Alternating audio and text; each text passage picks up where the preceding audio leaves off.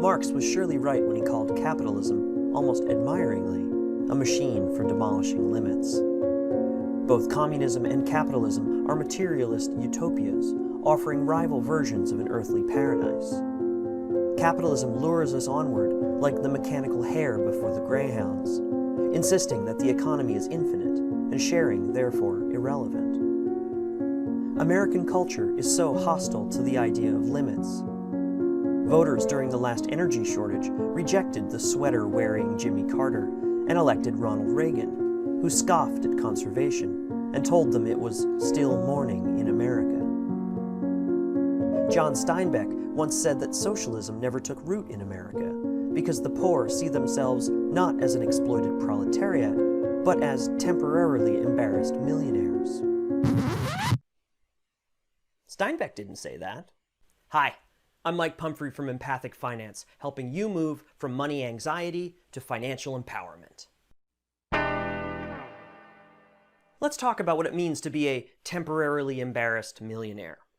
Embarrassed, in this context, refers to being deficient or not living up to your potential.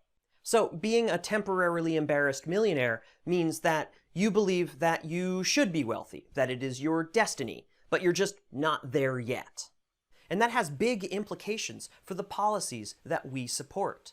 It constantly boggles the mind, for me, that in the United States of America, a place with massive wealth inequality, that the vast majority of us don't support policies that would help lift the vast majority of us up to greater wealth. These are things like better unemployment insurance, healthcare that's not tied to your job, a basic income.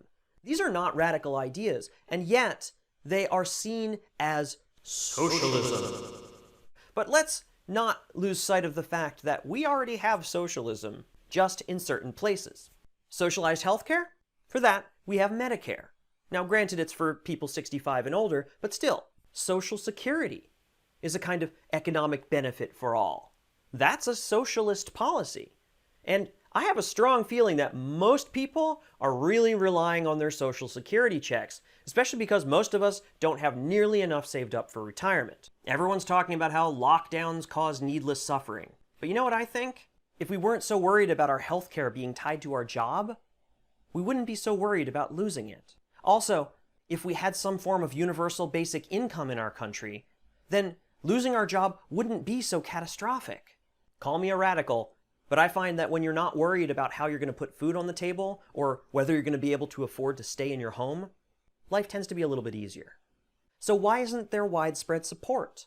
The key, I think, is in this idea of being a temporarily embarrassed millionaire. That those people who are on the wrong side of economic inequality feel like that's not where they belong. After all, people vote in their own best interests. And so voting for policies that are free market, make as much money as you want and screw everyone else, only makes sense if you believe that you're not going to be the person getting screwed. But this is where we're at. Anyway, what was Steinbeck actually saying? He didn't even use the word millionaire, so this is a totally out of context quote. So if you'll let me indulge my Ken Burns fantasy, let's go back to the source.